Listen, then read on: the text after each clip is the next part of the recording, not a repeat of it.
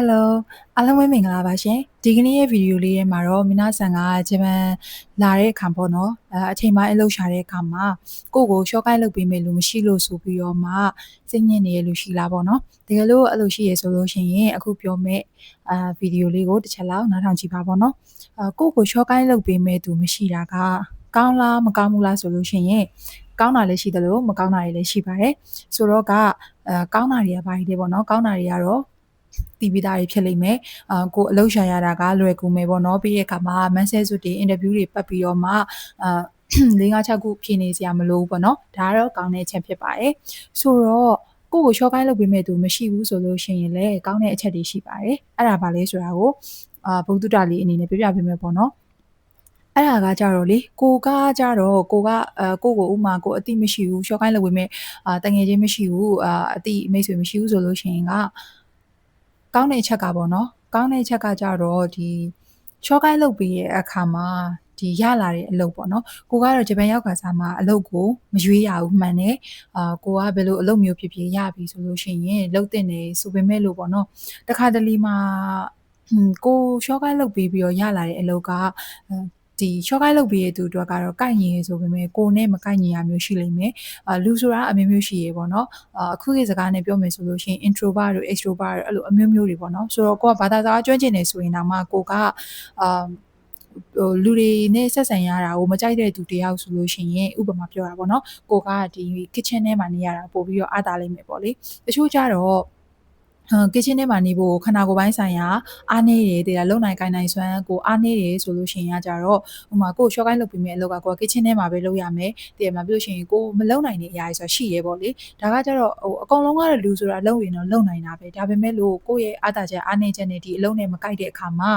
short ကိုင်းလုပ်ပြီးခံရလို့ကိုကဒီအလုပ်ကိုရတယ်ဆိုလို့ရှိရင်တစ်ဖက်လူရဲ့မျက်နှာရှိရပေါ့နော်ကိုအဆင်မပြေဘူးဆိုတိုင်းထွက်လို့မရဘူး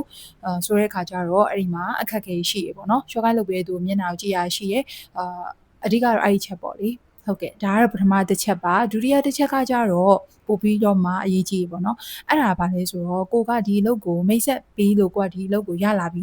ဟုတ်ပြီဆိုတော့အလုပ်ကိုဆက်စချင်းမှာလူတိုင်းကနားရဲမဖြစ်ပါဘူး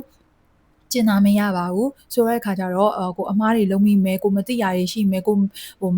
တင်ယူနေပေမဲ့လည်းသိရမလားလူစွာမှားမှာပဲပြီးလို့ရှိရင်မမှတ်မိသေးရရှိမှာပဲအဲ့ဒီအခါမှာပေါ့နော်ဆိုတော့အဲ့ဒါကကြတော့အခုပြောပြမယ့်ဟာလေးကတော့ကိုရိုင်းတော့မကြုံဘူးပေါ့နော်ကိုရိုင်းကလည်းကိုယ့်အကို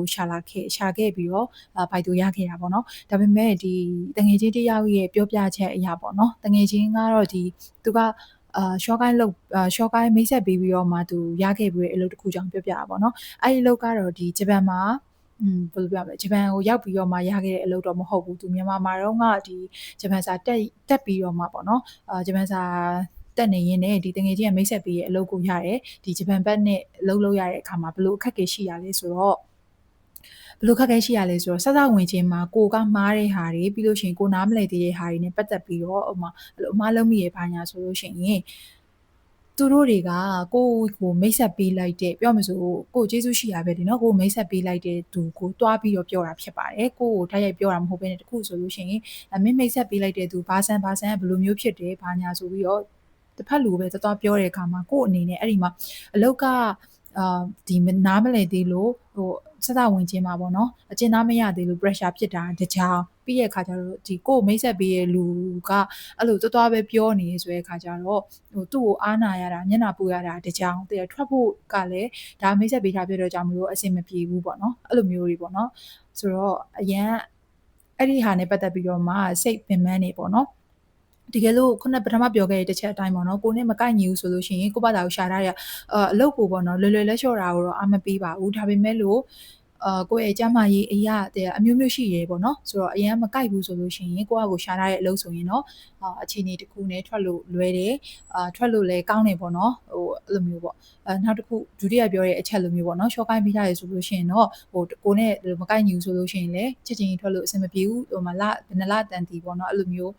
းလုပ်ပြီးတော့မှထွက်ရတာမျိုးနောက်တစ်ခုကျတော့ခုနပြောသလိုပေါ့နော်ကိုဓာတ်ရိုက်ကိုကလုံးမိရဲ့ အမှားကိုသူများကိုတွားပြီးတော့ပြောရဆိုလို့ရှိရင်အရင်အဲ့မှာလူမှုဆက်ဆံရေးနဲ့ပတ်သက်ပြီးတော့ကိုစိတ်ပင်ပန်းရမယ်လေဒီအလောက်ကပင်ပန်းတာတစ်ချောင်းဟိုဘက်ကိုမျက်နှာပူတာတစ်ချောင်းအဲ့လိုအခက်အခဲရှိရေပေါ့နော်ဒါကတော့တိကျလေးနှစ်ချက်ကိုပြောပြရပါဒါပေမဲ့အဲ့နှစ်ချက်ကလည်းဘုဒ္ဓအနေနဲ့တိထားရဆိုလို့ရှိရင်ကိုကိုမိတ်ဆက်ပေးမဲ့လူမရှိလေဒါလည်းကောင်းတဲ့အချက်ပါပဲလားဆိုပြီးတော့အဲ့လိုမျိုးလှည့်တွေးပြီးတော့ဟိုစိတ်ကိုခွန်အားပြန်ယူပြီးတော့ပေါ့နော်အလုပ်ကိုရှောက်နိုင်ဖို့အတွက်ကိုပြပြပေးရဖြစ်ပါတယ်ဒါကတော့အရန်